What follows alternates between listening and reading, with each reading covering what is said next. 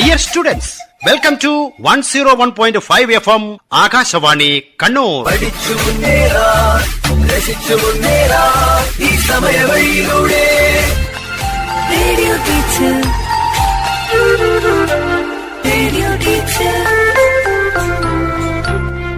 ആശയം ആവിഷ്കാരം PV Prashanth Kumar. Dear students, 2024 മാർച്ചിൽ SSLC പരീക്ഷ എഴുതുന്ന എല്ലാ കുട്ടികൾക്കും വിജയാശംസകൾ.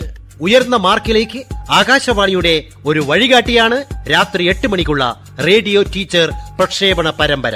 ശ്രദ്ധയോടെ കേട്ട് പഠിക്കുക. Okay, let us start. Radio teacher, radio teacher.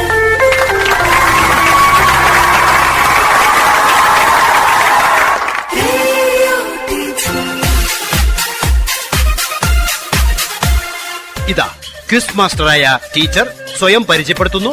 ഒപ്പം വിവിധ സ്കൂളുകളിൽ നിന്നും ക്വിസിൽ പങ്കെടുക്കാനെത്തിയ ടീം അംഗങ്ങളായ 10ാം ക്ലാസ് വിദ്യാർത്ഥികളും. എന്റെ പേര് EN ദിനേശ് ബാബു. ഞാൻ EMS സ്മാരക ഗവൺമെന്റ് ഹയർ സെക്കൻഡറി സ്കൂളിലെ മലയാളം അധ്യാപകനാണ്. ഇനി നമുക്ക് ടീമുകളെ പരിചയപ്പെടാം. Team A. എന്റെ പേര് ആദിശ്രീ. എന്റെ പേര് മയൂക. ഞങ്ങൾ GHSS പാലയാട് നിന്ന് വരുന്നു. Team B. എന്റെ പേര് ദേവനന്ദ. എന്റെ പേര് ദേവിക. ഞങ്ങൾ sacred heart higher secondary school പയ്യാവിൽ നിന്ന് വരുന്നു. Okay, team C. എന്റെ പേര് സാരംഗ്. എന്റെ പേര് നിരഞ്ജൻ.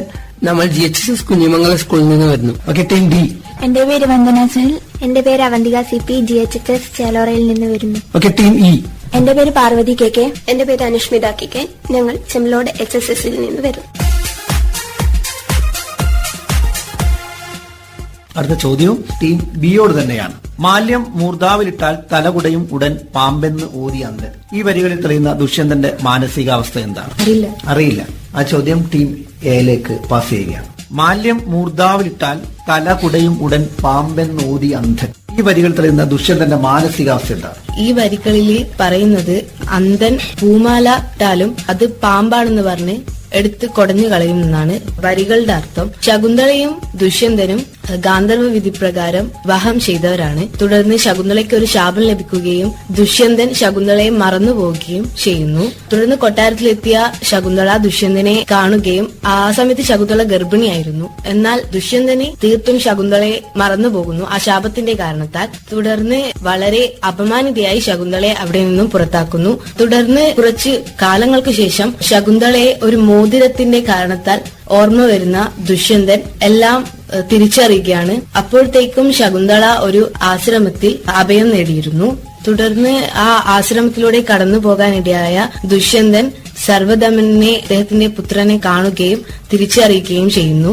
ആ സമയത്ത് ശകുന്തളയെ കണ്ടപ്പോൾ തീർത്താൽ തീരാത്ത ഒരു നിരാശ ദുഷ്യന്തനുണ്ട്. കാരണം ദുഷ്യന്തന് മനസ്സിലായി ദുഷ്യന്തൻ ചെയ്ത പാപം എത്രത്തോളം കഠിനമായിരുന്നു എന്ന്. അത് ആ സമയം അപമാനിക്കപ്പെട്ട ശകുന്തള എത്രത്തോളം വേദന അനുഭവിച്ചിട്ടുണ്ടെന്നും ദുഷ്യന്തന് മനസ്സിലായി. താൻ ചെയ്ത പാപം വളരെ വലുതാണെന്ന് തിരിച്ചറിയുമ്പോൾ പറയുന്നതാണ്, പൂമാലയായിരുന്നാലും അന്ധൻ അത് പാമ്പാണെന്ന് പറഞ്ഞ് നിലത്ത് കളയും. അതുപോലെ തന്നെയാണ് അവിടെ ദുഷ്യന്തനും ചെയ്തത്. തന്നെ സ്നേഹിക്കുന്ന ശകുന്തളയാണ് ഒരു സദസ്സിന് മുന്നിൽ വെച്ച് ദുഷ്യന്തൻ അപമാനിച്ചിറക്കി വിട്ടത്. അതിന്റെ കുറ്റബോധവും ദുഷ്യന്തന്റെ മനസ്സിലുണ്ട് എന്ന് ഈ വരികളിൽ തെളിയുന്നു. ഓക്കെ, ശരിയാണ്. ശകുന്തളയെ അകാരണമായി ഉപേക്ഷിച്ചുള്ള കുറ്റബോധമാണ് ആ വരികളിൽ പ്രകടമാകുന്നത്. എപ്പോഴാണ് അത് ഉപേക്ഷിക്കാനുള്ള കാരണം? എന്താണ് ഉപേക്ഷിക്കാനുള്ള കാരണം? ദുർവാസാവിന്റെ ശാപം കൊണ്ടാണ് മറന്നുപോവുകയും ചെയ്തത്. മാല്യം മൂർധാവിലിട്ടാൽ അത് പൂമാല തലയിലിട്ടാൽ കാഴ്ചയില്ലാത്തവനത് പാമ്പാണെന്ന് വെച്ചിട്ട് വലിച്ചെറിയുന്നത് പോലെയാണ്. ആ സമയത്ത് ദുർവാസാവിന്റെ ശാപം കൊണ്ട് ശകുന്തളയെ തിരിച്ചറിയാൻ കഴിയാതെ പോയതും അന്ന് അപമാനിച്ച് വിടുകയും ചെയ്തത്. അതിന്റെ കുറ്റബോധം അദ്ദേഹത്തിന് ഉണ്ട്. ഉത്തരം ശരിയാണ്. പാസ് ചെയ്ത ചോദ്യമായതുകൊണ്ട് 5 മാർക്ക് ടീമിലേക്ക് ലഭിക്കുന്നു.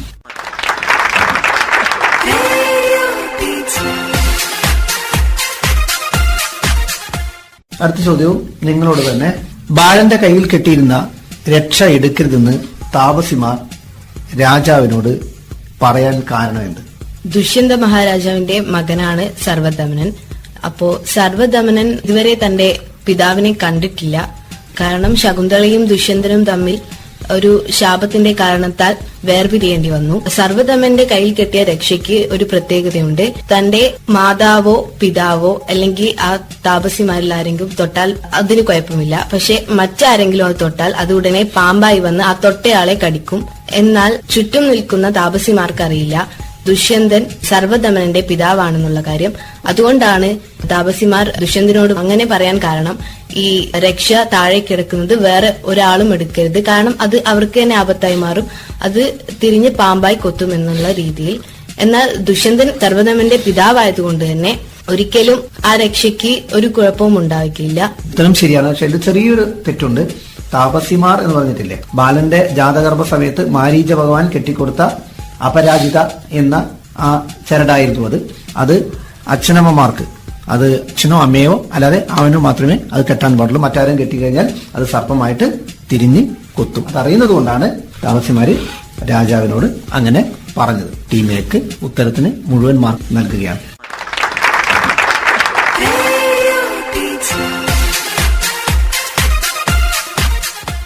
നാലാമത്തെ റൗണ്ടിലെ mark: team A 25 mark, team B 15 mark, team C 10 mark, team D 10 mark, team E 10 mark.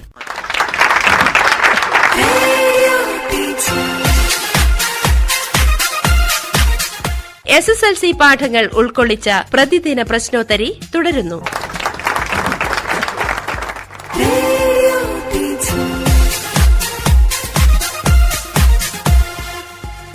അഞ്ചാം റൗണ്ടിലേക്കുള്ള ചോദ്യമാണ്. ടീം ഇയോടാണ് ചോദ്യം ശ്രദ്ധിക്കുക. പാവങ്ങൾ എന്ന നോവൽ ലാമറാബില എന്ന ഫ്രഞ്ച് നോവലാണ് പാവങ്ങൾ എന്ന പേരിൽ മലയാളത്തിലേക്ക് വിവർത്തനം ചെയ്തത്. ആരാണ് വിവർത്തനം ചെയ്തത്? നാലപ്പാട്ട് നാരായണമേനോൻ. ഉത്തരം ശരിയാണ്. ടീം ഇക്ക് 5 മാർക്ക് ലഭിക്കുന്നതാണ്.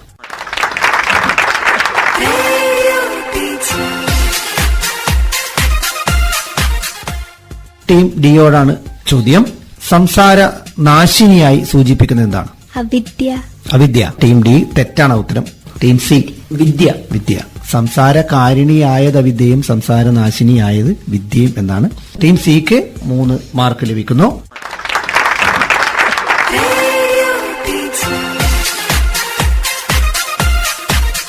ടീം സിയോടാണ് അടുത്ത ചോദ്യം. വത്സ സൗമിത്രേ കുമാര നീ കേൾക്കണം, മത്സരാദ്യം വെടിഞ്ഞെന്നുടെ വാക്കുകൾ.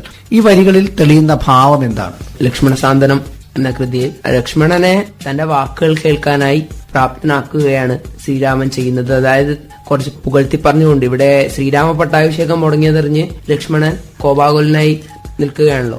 ആ സമയത്താണ് കുറച്ച് ലോകസത്യങ്ങൾ പറഞ്ഞു കൊടുത്തുകൊണ്ട് ലക്ഷ്മണന്റെ ഉള്ളിലെ ക്രോധം കുറക്കാൻ വേണ്ടിയാണ് ഇവിടെ ശ്രീരാമൻ ശ്രമിക്കുന്നത്. ഈ ശ്രീരാമൻ ശ്രമിക്കുന്ന ഈ ഒരു സന്ദർഭത്തിൽ അദ്ദേഹം പുകഴ്ത്തി പറയുകയാണ്, തന്റെ വാക്കുകൾ കേൾക്കുന്നതിനായി ഇവിടെ പ്രാപ്തനാക്കുകയാണ്. ഓക്കെ, ടീം സി പറഞ്ഞ ഉത്തരം തെറ്റാണ്. ഞാൻ ചോദിച്ചത് ആ ഭാവം എന്താണ്? പുകഴ്ത്തി പറയുക എന്നല്ലല്ലോ ഇത്. അപ്പൊ നിങ്ങൾ പറഞ്ഞ ആ ഉത്തരം പുകഴ്ത്തി പറയുക എന്ന ഉത്തരം തെറ്റാണ്. അതുകൊണ്ട് ടീം ബിയിലേക്ക് ഞാൻ ആ ചോദ്യത്തിന് കൈമാറുകയാണ്. വാത്സല്യവും സ്നേഹവും നിറഞ്ഞ വരികൾ ആണ് ശരി.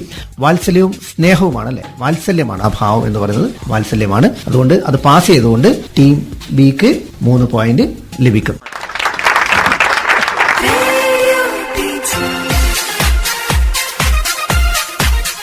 ഇനി ടീം ബിയോട് തന്നെയാണ് അടുത്ത ചോദ്യം. ക്ഷണപ്രഭ ചഞ്ചലമായിട്ടുള്ളത് എന്ത്? ആ കവിത പഠിച്ചിട്ടുണ്ടെങ്കിൽ കവിതയുടെ വരിയിൽ കൃത്യമായി പറയുന്നുണ്ട്. ചൂടാക്കപ്പെട്ട ലോഹത്തിന്റെ മേൽ ജലത്തുള്ളി വന്ന് വീഴുന്നത് പോലെയാണ് ജീവിതം. വരികൾ കൃത്യമായത് കൊടുത്തിട്ടുണ്ട്. മനുഷ്യനിർമ്മിതമായ കാര്യങ്ങൾ. ആ ചോദ്യം ടീം എയിലേക്ക് പാസ് ചെയ്തു. ഭോഗങ്ങളെല്ലാം ക്ഷണപ്രഭാചഞ്ചലം. വെരി ഗുഡ്, അതാണ് ഉത്തരം. ഭോഗങ്ങളെല്ലാം ക്ഷണപ്രഭാചഞ്ചലം, വേഗേന നഷ്ടമാം ആയുസ്സു മൂർക്കനി. അതാണ് ശരി ഉത്തരം. ടീം എക്ക് പാസ് ചെയ്തുകൊണ്ട് 3 മാർക്ക്.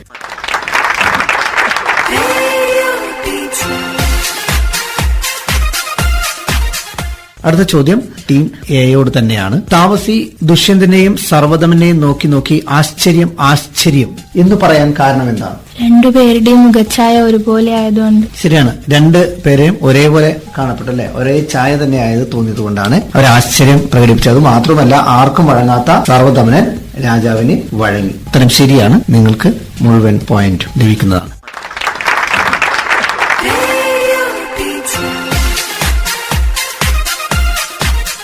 ടീം എയോടുള്ള ചോദ്യം. ഒരു കഷ്ണം അപ്പം ഒരു കോപ്പ പാലിൽ എടുത്തു വെക്കുന്നതിന് ഒരാൾക്ക് മരം കൊണ്ടുള്ള മുള്ളും കയ്യിലും കൂടി ആവശ്യമില്ല. ഈ വാക്യത്തിൽ തെളിയുന്ന മെത്രാന്റെ കാഴ്ചപ്പാട് എന്താണ്? ഒരു സാധാരണ മനുഷ്യന് ജീവിച്ചു പോകാൻ നമ്മുടെ ചുറ്റുപാടുള്ള ഒരു സാമാന്യമായ തുക മതി. അതിന് കൂടുതലായിട്ട് ആഡംബരമായിട്ട് ജീവിക്കുമ്പോഴാണ് പലതും നമുക്ക് ആവശ്യമുണ്ടാവുക. മെത്രാന്റെ കാഴ്ചപ്പാടും ഇത് തന്നെയാണ്. ഒരു കഷ്ണം അപ്പം ഒരു പാലിൽ മുക്കുന്നതിന് കൂടുതലായി വേറെ ഒന്നും വേണ്ടതില്ല.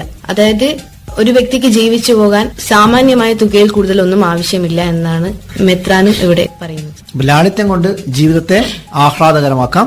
ജീവിക്കാൻ വളരെ കുറച്ച് വസ്തുക്കൾ മാത്രമേ വേണ്ടതുള്ളൂ. ഉത്തരം ശരിയാണ്.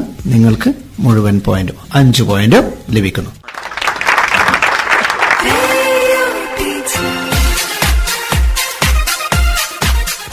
രണ്ടാമത്തെ ചോദ്യം ടീം ബിയോടാണ്. എന്നെ വിടാൻ പോകുന്നു എന്നുള്ളത് വാസ്തവം തന്നെയോ?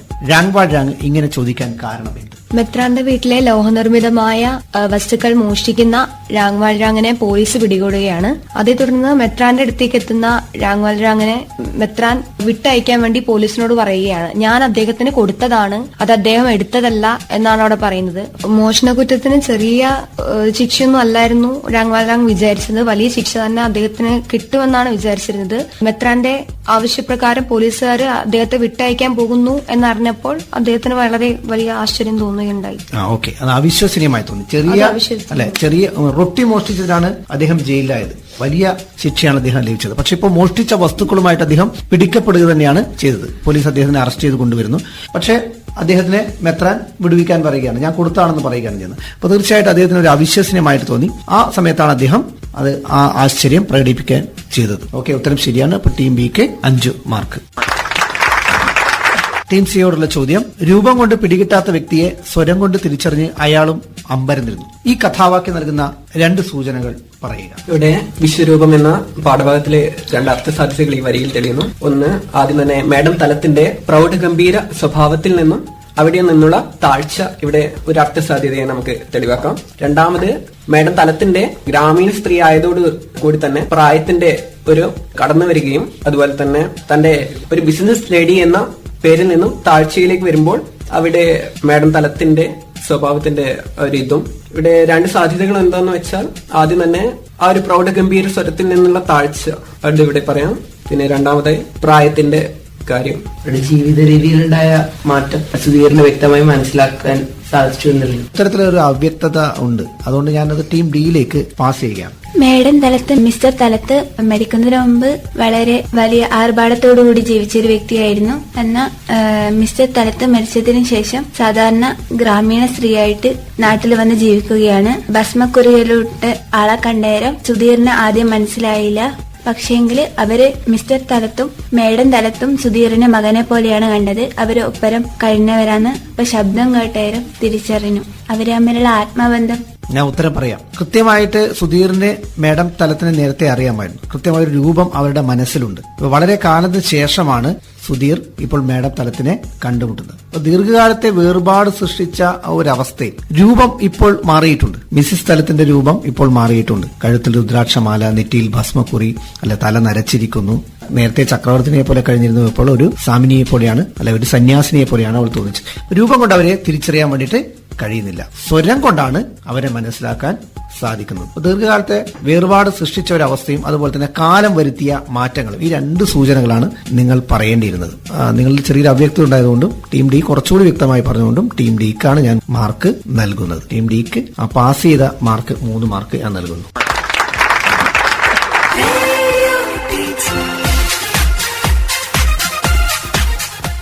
ടീം ഡിയോടാണ് അടുത്ത ചോദ്യം. മേഡം തലത്ത് എത്രയോ തവണ എനിക്ക് കാപ്പി തന്നിട്ടുണ്ട്, എന്നാൽ ഇത്രയും രുചി തോന്നിയിട്ടില്ല. വയററിയാതെ കഴിച്ചു പോകുന്നു. സുധീർ ഇങ്ങനെ പറയാൻ ഇടയായ സാഹചര്യം വ്യക്തമാക്കുക. ഉയർന്ന ജീവിത സാഹചര്യത്തില് നിൽക്കുന്ന മേഡം തലത്തിന്റെ കയ്യിൽ നിന്നാണ് സുധീർ ആദ്യകാലങ്ങളിലെ കാപ്പി കുടിച്ചിരുന്നത്. ഇപ്പം മേഡം തലത്തിനെ കാണാൻ വേണ്ടി നാട്ടിലേക്ക് വന്ന സമയത്ത് സ്വന്തം മക്കളോ ആരും കൂടിയില്ലാത്ത ഇരുന്ന സമയമായിരുന്നു മേഡം തലത്തിന്. തന്റെ മക്കളോടുള്ള സ്നേഹവും എല്ലാം സുധീറിനെ കണ്ടപ്പോൾ മേഡം തലത്ത് പ്രകടിപ്പിച്ചു.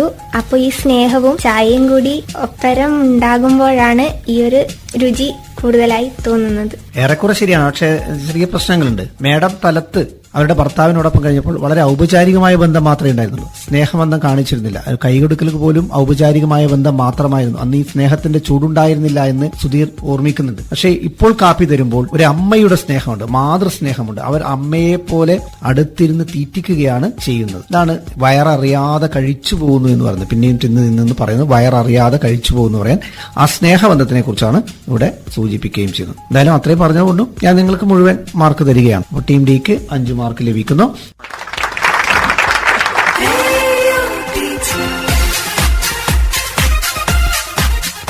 ഇനി ടീം ഇയിലേക്കാണ് അടുത്ത ചോദ്യം. മാഡം ഒന്ന് ചോദിക്കട്ടെ, നിങ്ങൾ ഇന്ത്യക്കാർ അച്ഛനമ്മമാരെ ദൈവത്തെ പോലെ വിചാരിക്കുന്നു എന്ന് കേട്ടിട്ടുണ്ട്. അത് ശരിയാണ്? വൃദ്ധന്റെ ഈ വാക്കുകളിലൂടെ എന്താണ് മനസ്സിലാക്കാൻ കഴിയുന്നത്? പാശ്ചാത്യ രാജ്യങ്ങളിൽ ഇന്ത്യയെ സംബന്ധിച്ച് നല്ല രീതിയിലുള്ള ഒരു അഭിപ്രായം തന്നെയാണുള്ളത്. അതായത് ആ ഒരു വൃദ്ധൻ പാശ്ചാത്യ രാജ്യക്കാരനാണ്. അദ്ദേഹത്തിന്റെ കണ്ണിൽ ഇന്ത്യക്കാർ എന്ന് പറയുന്നത് രക്ഷിതാക്കളെയും എല്ലാവരെയും സ്നേഹിക്കുന്ന ആൾക്കാരായിട്ടാണ് കണക്കാക്കുന്നത്. എന്നാൽ മാഡം തലത്തിന്റെ പ്രവൃത്തി എന്ന് പറയുന്നത് അതിൽ നിന്നൊക്കെ വിപരീതമാണ്. അതായത് സ്വന്തം അമ്മ മകളെ കാണാനായിട്ട് ഒരു നോക്ക് കത്തിലൂടെ വിളിച്ചപ്പോൾ അതിനെ പൂർണ്ണമായിട്ടും നിഷേധിക്കുകയാണ് മാഡം തലത്ത് ചെയ്തത്. പക്ഷെ എന്നിരുന്നാൽ കൂടിയും മുഴുവനായിട്ട് ഇന്ത്യക്കാരുടെ കാര്യം എടുക്കുന്ന സമയത്ത് രക്ഷിതാക്കളെയും പിന്നെ മുതിർന്നവരെയും എല്ലാവരെയും ബഹുമാനിക്കുന്ന ഒരു കാഴ്ചപ്പാട് തന്നെയാണ് ഇന്ത്യക്കാരിൽ കാണാൻ പറ്റുന്നത്. അതാണ് ശരിയായ ഉത്തരം. ആ വൃദ്ധന്റെ കാഴ്ചപ്പാടാണ് നമ്മൾ പറയേണ്ടത്. ഭാരതീയ സംസ്കാരത്തോടുള്ള ഒരു ആദരവ്, അല്ലെ? ഭാരതീയ സംസ്കാരം പാശ്ചാത്യ സംസ്കാരത്തിൽ നിന്നും ഏറെ വ്യത്യസ്തമാണ്. പാശ്ചാത്യ സംസ്കാരം കപ്പ്, പ്ലേറ്റ്, ഫർണിച്ചർ, വൃദ്ധന്മാർ ഇവരൊക്കെ ചിലപ്പോൾ പ്രായമായി വലിച്ചെറിയുന്നുണ്ട്. എല്ലാത്തിനും ഒരു ഡിസ്പോസിബിൾ സംസ്കാരമാണ് പാശ്ചാത്യ സംസ്കാരം ഉള്ളത്. എന്നാൽ ഇന്ത്യൻ സംസ്കാരം അതിൽ നിന്ന് വ്യത്യസ്തമാണ്. നമ്മൾ കുടുംബ ബന്ധങ്ങൾക്ക് വലിയ പ്രാധാന്യം നൽകുന്നു. മാതാപിതാക്കളെ ദൈവത്തെ പോലെ കാണുകയും ചെയ്യുന്നു. അപ്പോൾ ഉത്തരം നിങ്ങളുടെ ശരിയാണ്. ടീം ഇക്ക് 5 മാർക്ക്.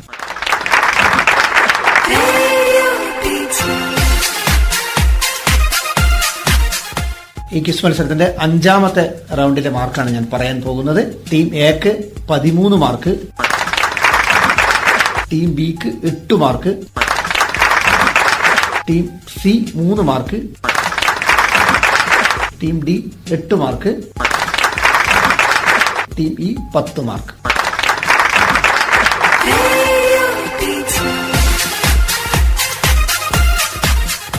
എല്ലാ റൗണ്ടുകളും പൂർത്തിയായപ്പോൾ ടീം എ GHSS പാലയാടിന് 58 മാർക്ക് ലഭിച്ചിരിക്കുന്നു. Team B second heart HSS Payyavoor 59 mark. Team C GHSS Kunhimangalam 53 mark. Team D GHSS Chelora 58 mark. Team E Chembilode HSS 63 mark. 1ാം സ്ഥാനം ലഭിച്ചിരിക്കുന്നത് team E Chembilode HSS 63 mark. 2ാം സ്ഥാനം ലഭിച്ചിരിക്കുന്ന team B second heart HSS Payyavoor. വിജയികൾക്ക് അഭിനന്ദനങ്ങൾ, ഒപ്പം പങ്കെടുത്തവർക്കും അഭിനന്ദനങ്ങൾ.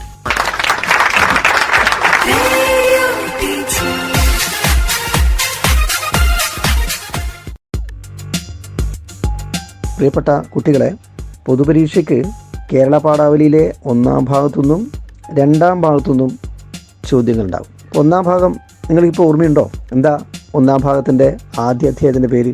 പറയൂ. കാലാതീതം, കാവ്യ വിസ്മയം, അല്ലെ? 3 പാഠഭാഗങ്ങളാണ് നമുക്കുള്ളത്.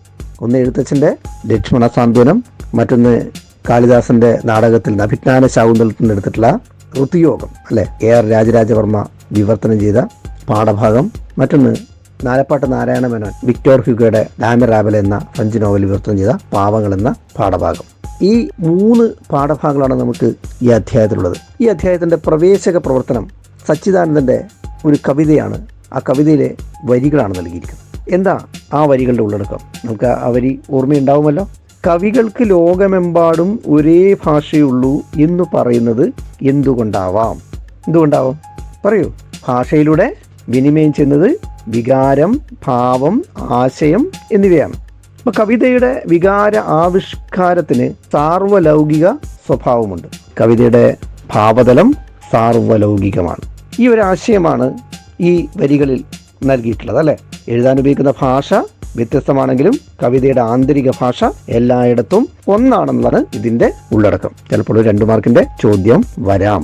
വല്ലപാട് നേടിയ വിജയം എന്ന വിശേഷണത്തിന്റെ ഔചിത്യത്തിനെ കുറിച്ച് ചിലപ്പോൾ ചോദിക്കാം. പരിണാമം എന്ന പാഠഭാഗത്തിൽ വളരെ വലിയ പാഠഭാഗമാണ്. അപ്പൊ അതില് യുദ്ധം വരുത്തി വെക്കുന്ന ദുരന്തങ്ങൾ ഒരു 6 മാർക്കിന്റെ ചോദ്യം വരാം ചിലപ്പോൾ ഉപന്യാസമായിട്ട്. അശ്വത്ഥമാവ് എന്ന കഥാപാത്രത്തിന്റെ നിരൂപണം തയ്യാറാക്കാം. ദുര്യോധനെ കുറിച്ചുള്ള നിരൂപണം തയ്യാറാക്കി പഠിക്കുക. പാഠഭാഗത്തിൽ ചില ശൈലികൾ ഉണ്ട്, കഥകളിയുമായി ബന്ധപ്പെട്ട ചില ശൈലികൾ. ശ്ലോകത്തിൽ കഴിക്കുക, ശിങ്കിടി പാടുക, ചിലപ്പോൾ ചോദ്യമായി വരാം. നമ്മുടെ പാഠപുസ്തകത്തിൽ അത്ര ചോദ്യം ഉണ്ട്, അതുകൊണ്ടാണ് ഞാൻ പറയാൻ കാരണം. കഥയറിയാതെ ആട്ടം കാണുക, കലാശം ചവിട്ടുക, ധനാശി പാടുക, കേളികൊട്ട്, തിരനോട്ടം, ഇതൊക്കെ ഒന്ന് അറിഞ്ഞു വെക്കുന്നത് നന്നായിരിക്കും. അതിൽ ഭാവവ്യത്യാസം വരുന്ന പ്രയോഗം പഴുതേ എന്ന പദം 2 സന്ദർഭങ്ങളിൽ പ്രയോഗിച്ചു. ഒന്ന് പുഷ്കരൻ പറയുന്നതും മറ്റൊന്ന് കലി പറയുന്നതും. ഈ 2 സന്ദർഭങ്ങളിലുണ്ടാകുന്ന വ്യത്യാസം എന്താണ്? പുഷ്കരന്റെ വാക്കുകളിൽ ധ്വനിയുണ്ട്. എന്താ ധ്വനി? വെറുതെ, അല്ലെങ്കിൽ പ്രയോജനമില്ലാതെ, അല്ലെ നിരർത്ഥം എന്നൊക്കെയാണ് പുഷ്കരൻ ഉദ്ദേശിക്കുന്നത്. കാരണം ഞാൻ നിങ്ങളോട് പറഞ്ഞിട്ട് എന്താണ് കാര്യം എന്നാണ് പുഷ്കരൻ ഉദ്ദേശിക്കുന്നത്. എന്നാൽ കലി പഴുതേ എന്ന് പറഞ്ഞിട്ട് പുള്ളി എന്താ? വെറുതെ പാഴാക്കാനുള്ളതല്ല നിന്റെ ജീവിതമെന്നും സഫലമാക്കാവുന്നതിനെ വെറുതെ കളയുകയാണെന്നും സാധ്യതകൾ പ്രയോജനപ്പെടുത്തുന്നില്ല എന്നൊക്കെയാണ് കലി പഴുതി എന്ന് പറയുമ്പോൾ അർത്ഥമാക്കുന്നത്. വൈരി വൈരസേനിക്കിഹ ഞാൻ കലി. കലി ഇപ്രകാരം തന്നെ പരിചയപ്പെടുത്തുന്ന ഉദ്ദേശം എന്ത്? അതും ചോദ്യമാവാം.